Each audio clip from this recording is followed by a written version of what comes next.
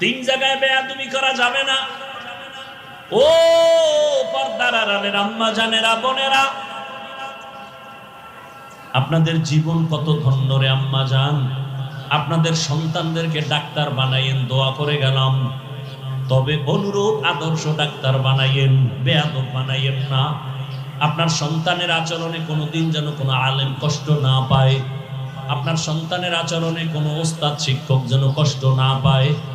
আপনার আচরণে যেন কোনোদিন আপনার মা বাবা কষ্ট না পায়। এমন একটা সন্তান রাখবেন যে সন্তান ডাক্তারি করবে, কোরআন পড়বে, নামাজ পড়বে, মা বাবার জন্য দোয়াও করবে। আম্মা জান, আপনার মতো কত ভালো মায়ের সন্তান এখনো আছে।